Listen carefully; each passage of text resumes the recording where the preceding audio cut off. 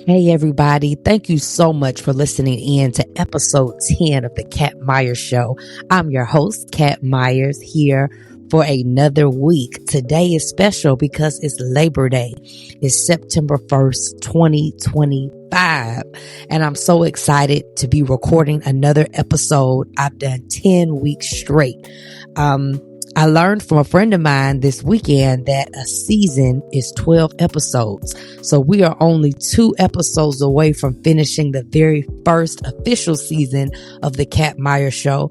As you may know or may not know, this show is a legacy of a radio program called The Voice of the People. It was hosted by my dad, Dr. Kenneth Myers Sr., and it was hosted on WAAW Shout 94.7 FM down in Aiken, South Carolina. He also was on the radio up in Spartanburg, South Carolina on WASC on Saturday mornings. And his slogan was, "I love you enough to tell you the truth, and I respect you enough to give you the facts." I want to ask you guys to forgive me for my voice. I've been sitting here lounging all day. I'm off work and I haven't spoken on the phone all day. I haven't talked out loud all day.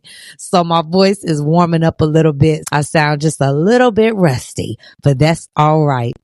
My show was about educating you, entertaining you, but most importantly, empowering you. So I do have a topic today that I hope inspires you. It definitely inspired me. But before we get to our topic for today, I want to hit on some other little segments, some other little thoughts, some things that were on my mind. I hope you all are doing well. I hope you're enjoying your Labor Day holiday, or that you did enjoy your Labor Day holiday. You know, Sunday is supposed to be the Sabbath day for those who follow Christianity. It's the day of rest. But this week we get an extra day of rest to celebrate the labor that we've done. I do think about the legacy of slavery in this country and how much work Black bodies have done to build America. I'm grateful for my ancestors, and I'm grateful for this day of rest. And so I've definitely been taking advantage of it. I haven't left my house. I may or may not. I made a little to-do list, but I may or may not do it. I've just been enjoying lounging on the couch, lounging on the bed, listening to music, catching up on some TV shows, playing with my cat Micah, and I have a pit bull, Faith. I let her inside for a little bit. But I don't know if anybody else can relate to this, but in addition to holidays being a great time to like recharge and rejuvenate, to get on the grill, to hang out with friends and family, holidays can sometimes be tough for people emotionally. And I'm going to tell you that for me, holidays are tough. And part of it is because I lost my dad. So every holiday is a time for me to remember that he's not here. But I think even before my father passed away, holidays could be kind of tough because I grew up with divorced parents. So it always was about seeing what side of the family we will be spending the holiday with. But even beyond that, I think holidays can be tough, or holidays are tough for me. Let me not speak for anybody else, but holidays are tough for me because as an adult, you know, without my own nuclear family, without children, and a lot of my cousins that I grew up spending the holidays with were all grown now. And everybody does have their own family for the most part. Everybody's kind of doing their own thing. And so the holidays kind of remind me of the good old days, of how things used to be. It puts me in a spirit of nostalgia, which definitely is great memories. But sometimes it makes me get emotional in the present day. So things that I do to beat holiday blues, we, have Thanksgiving and Christmas, the big ones coming up also, is I try to be intentional about how I'm going to spend my time on the holidays. I don't have to book up every minute and every hour, but I do try to make plans. I try to give myself something to look forward to, and I try to give myself space to feel the blues if I want to feel them. And so that's kind of what I did this weekend, and I look forward to telling you a little bit more about that on this episode. Last episode, if you didn't get to listen in, I highly recommend you going back to episode 9. My mom came on the show, Miss Emma McGraw Myers Bailey. and we did a mother-daughter combo, and we just had a really good time. I try to keep my episodes about 45 minutes at the longest, so I did have to cut out a lot of the fun things that we talked about. But I hope that I captured the essence of our talk, and I hope that it's able to bless you and to empower you. So go and check out episode 9 if you have not. And if you have listened to episode 9, thank you so much for tuning in. Just want to give another shout out to my mom.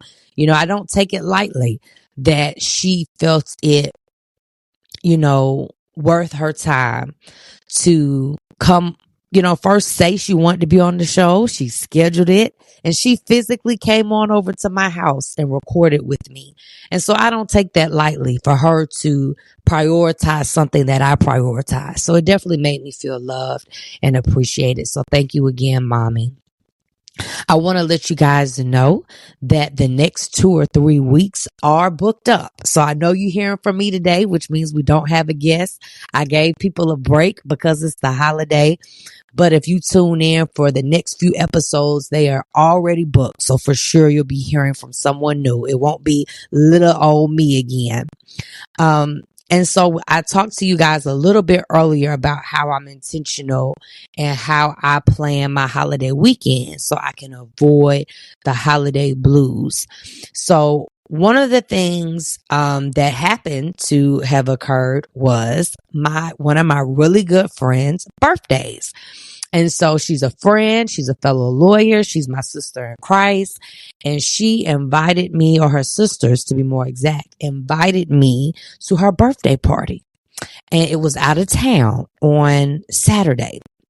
So I was so excited for that. There was a color theme. Because it was out of town, I booked a hotel and made, a weekend out of it. And then coming back from the birthday party the very next day, I also made plans. But I just want to kind of speak to my friend's birthday real quick. The birthday party was so beautiful, you guys. It was on a rooftop at a hotel. I don't think the weather could have been more perfect. We got so many party favors. They had a perfume bar where you make your own perfume. They had a woman there that engraved the perfume jars. At the end, you could pick your own roses to make a bouquet. The food was amazing. The people were beautiful. There were plenty of photo shoot opportunities. I just really, really, really enjoyed myself. And in addition to the party, it was also like, a celebration of my friend's life. And I've been in her life for at least 8 years. And I've got to personally witness the things that she has strived to achieve, the things that she has prayed to God for, and the way that God has worked in her life. And it has been so encouraging. So happy birthday to you again, friend. And that's my friend, Bianca Williams. So coming back from her party, another good friend of mine, his name is Aaron Hall. He has his own podcast and his own book.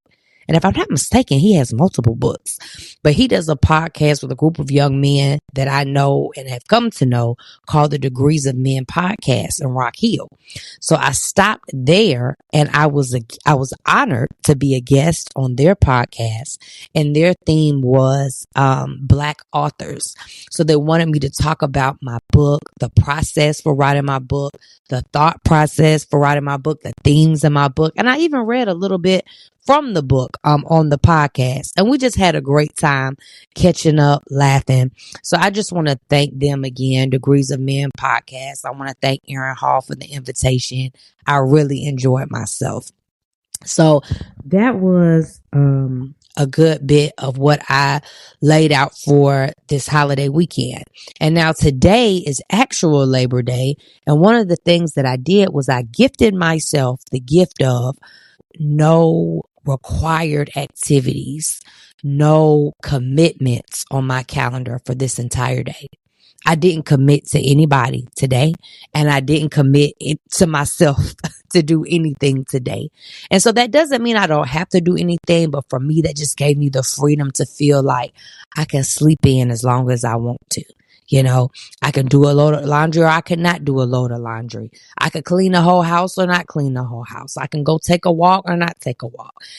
So that's the gift I gave myself today for the holiday, is no planned activity other than the podcast, of course.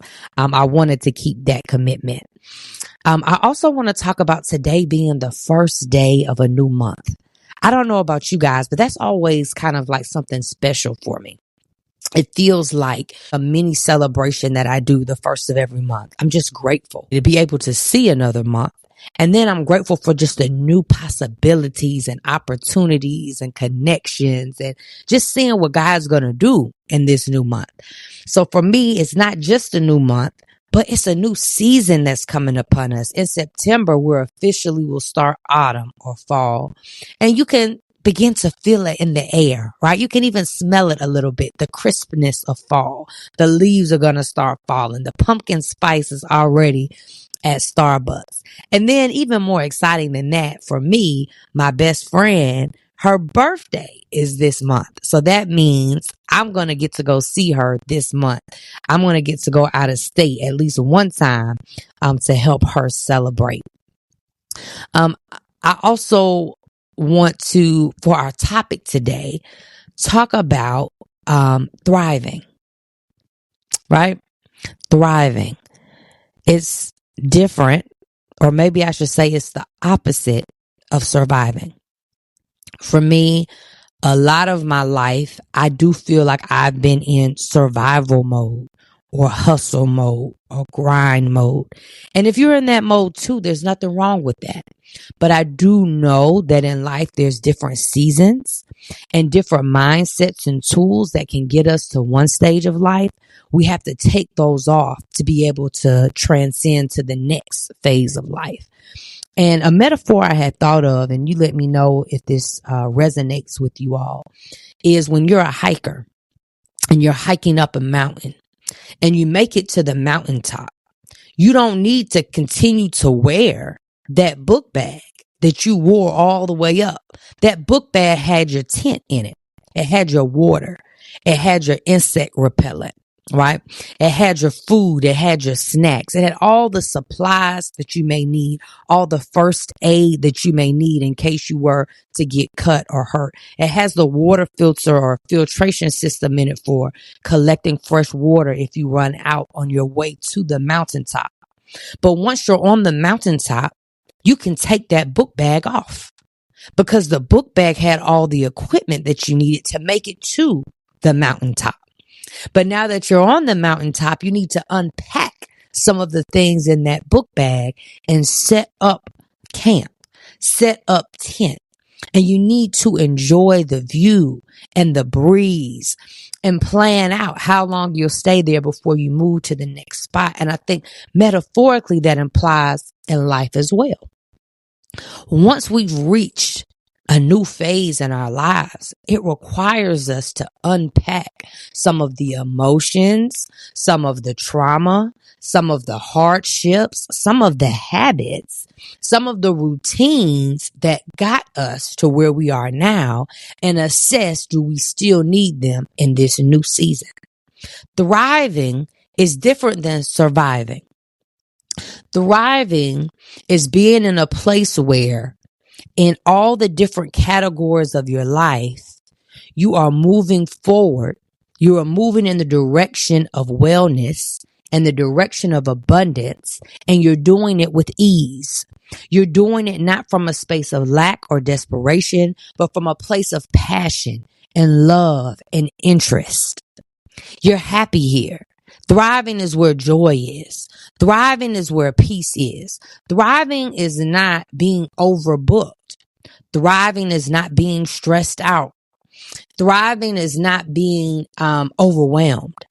Now, I'm not saying that in order for you to thrive, you cannot experience any of these emotions. But what I'm saying is when you're in a spirit or a season of thriving, you manage your activities, your thoughts, your feelings. You regulate yourself so that you minimize the appearance or you minimize the surfacing of these negative emotions. You're minimizing self-sabotage. You're minimizing making decisions that are not in alignment with your values. But when you're in a season of thriving, you're also in a season of evaluation. So if anything does happen that's leading you down the wrong path, that's leading you away from your best self and your best life, you're able to nip it in the bud, as they would say. Now, I don't want to say this in the spirit of bragging, but I want to say this in the spirit of I am proud of myself. A close cousin of mine and a very close friend of mine have recently told me that they feel like I'm thriving. My cousin said it today. She said, it seems like you are in a season of thriving right now. My really good friend said, Catherine, when you are not chasing romantic relationships, and I also kind of see that as not chasing validation or not chasing checklist items or not chasing what you believe in your mind that you've created as what success looks like.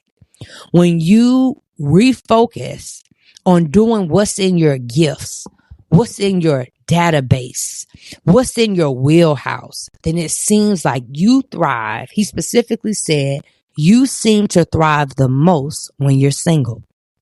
Now, I didn't want to hear that from my best friend. I didn't want to accept that. But when a really close cousin of mine also mentioned that I was thriving, and she also knows that I'm single right now, it caused me to have a little moment today to reflect on that, to say, I am doing well. When I look at every area of my life, I'm moving with integrity, meaning I'm making decisions that align with where I say I want to go. I'm being goal oriented without being a stickler for perfectionism. And so I just wanted to encourage someone who's listening today that if you're also in a season of thriving, keep doing what it took for you to thrive, right? Like, don't abandon the habits. Maybe you said, you know what? I'm going to stop drinking, or I'm going to stop drinking liquor, or I'm going to start honoring my bedtime. I'm going to look for a job that allows me to make more money.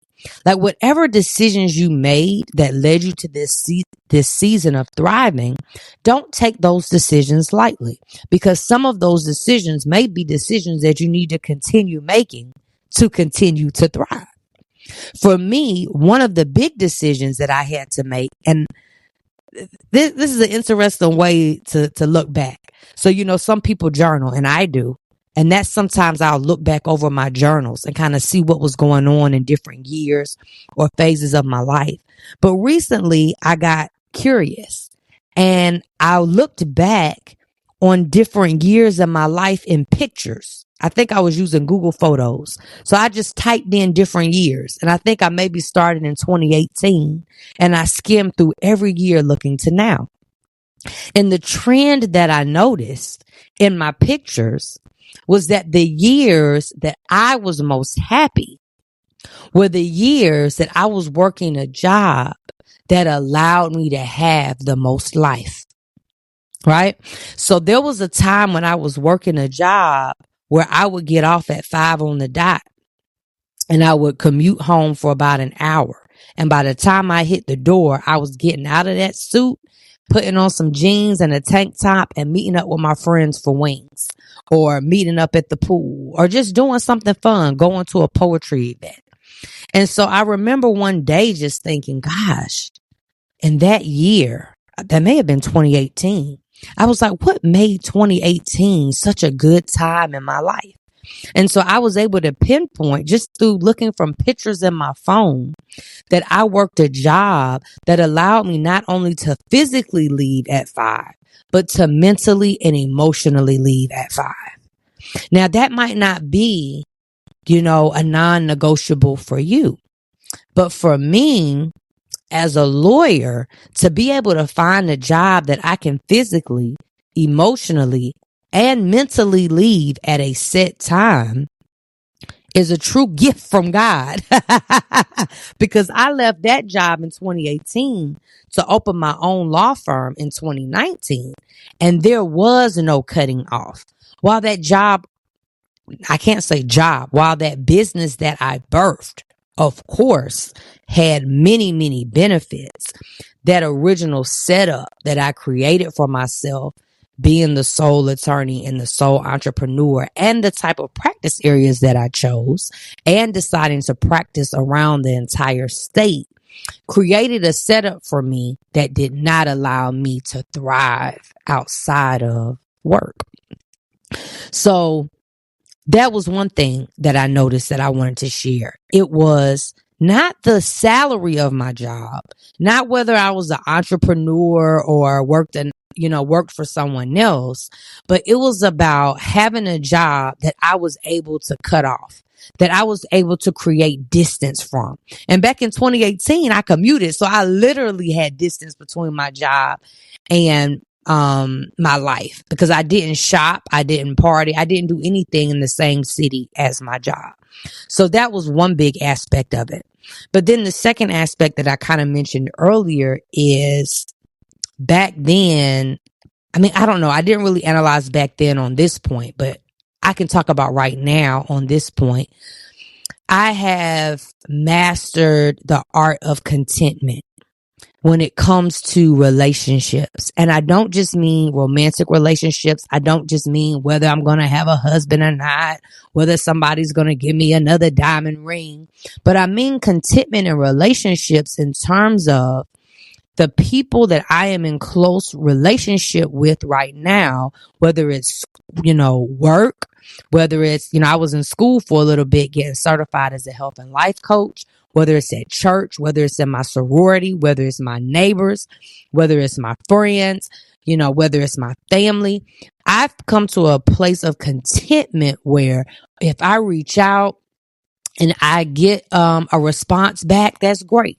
If I don't get a response back, that's okay too. If I get an invitation and I can go, I'm going to go. I'm going to send invitations, and if people can come, that's great. And if they can't come, that's all right too. The people that I'm currently close with, that I talk to often, that I share my intimate thoughts with, I'm grateful for them, and I'm grateful for where we are right now. But I also know that that group of people can shift over time, and that's also okay. And I know there's a scripture about contentment as well. And that's the secret to peace. I think that's the secret to happiness. And I had an uncle, he's passed away, but Uncle Clayton Richardson.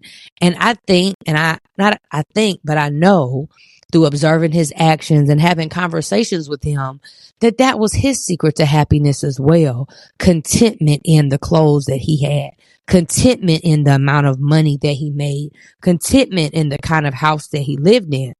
Because as you all know, especially in a culture of social media where we see so many images of what we should have or what we should be or where we should be traveling, it's so easy to say what I have isn't good enough.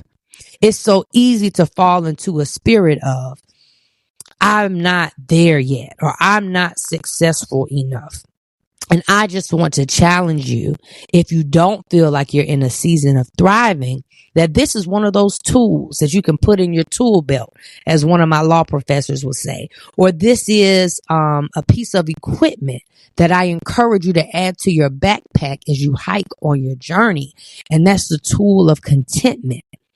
Because if you get caught up in chasing the trends and chasing the money and chasing the love, then you're also going to get caught up in this rabbit hole, this rat race, or this hamster wheel of never having enough, never feeling loved enough, never feeling like you have enough money, never feeling like you've gone on enough trips, never feeling like you're praised or recognized enough. And that, my friends, is not thriving, but that's operating from a place of lack. And so I just wanted to share my message with you today, that two people very close to me have shared with me that they feel like I'm in a season of thriving, and that I took a moment to soak it in, to self-reflect, and to appreciate what they said. And they're right. I am in a season of thriving. And, I remember when I was in a season of grieving. I remember when I was in a season of trying to prove myself. But right now I'm in a season of thriving. And I want to try to stay in this season the best that I can. So I made an intentional decision about the main job that I have. I made an intentional decision about the relationships in my life and accepting them from what they are, accepting them for what they aren't, but also being intentional on trying to build them. I'm also making good choices around what I eat, how often I eat, how much water that I drink. I'm making intentional decisions about I got my blood work done and my doctor told me that I was low in vitamin D. So I actually take prescription vitamin D in addition to going outside, being intentional about going outside, getting fresh air, going on walks. And I've told a few people this, so I'm going to tell y'all also. Taking vitamin D has been a game changer for me. I was at a girls' night and there was a doctor there. There were several doctors there. And one of the doctors said that many black women are low in vitamin D or have a vitamin D deficit and don't realize it. But for me, once I started taking vitamin D, it was like it made my mood so much better. You know, like we all have problems and I still have things that I'm trying to work on and work out. But when I started taking the vitamin D, it just didn't feel so overwhelming. So I'd encourage you. You can even get vitamin D over the counter. Excuse me. To give that a try. So, I could talk literally for like 5 or 6 hours straight. I know that because I've done that on road trips with my dad, with friends, with being on the telephone. I know I can talk. So I don't want to hold you for a long time, but just for a good time. And I want to say again, thank you so much for listening to my show, The Kat Myers Show. I am a author. My book is called You Were Supposed to Love Me, Reflections of a Recovering Overlover. It's available on Amazon, on Barnes & Noble. And if you're local in the Columbia, South Carolina area, just hit me up because I do have plenty of hard copies if you would like an autographed copy. I'm also an adjunct professor here at a local college. I'm very excited about that opportunity. This will be my second semester teaching, and it's been about 7 years in the works. So I'm so grateful for that opportunity. I'm grateful for my family members, including my dad, for dropping that seed in me many, many years ago, and it has now blossomed. I'm also a certified, and this is my first time being able to say that on the show. I am a certified health and life coach. Coach K LLC is the name of my business. If you'd like to learn more, my website is CoachKBestLife.com. I'm on social media on Instagram. I'm Coach K on Instagram for my book, and also for my podcast is at KR_Myers. And then if you ever need some assistance with finding an attorney in South Carolina, my page is at KR_Myers Law. So that's just a little bit of what I have going on in addition to this podcast. I want to say thank you again for your support. Thank you for listening in to episode 10 with me. And the next few weeks, be on the lookout. Like I said, I already have booked weeks. So we're going to have some dynamic guests that I can't wait to introduce you to. This has been another episode of the Kat Myers Show, a legacy of the voice of the people, which was hosted by my late father, Dr. Kenneth Myers Sr., who would say, I love you enough to tell you the truth, and I respect you enough to give you the facts. So I don't know if it's daytime for you or nighttime listening, but whatever time it is, thank you for listening in, and we will talk again the same time, same place next week. Have a great one.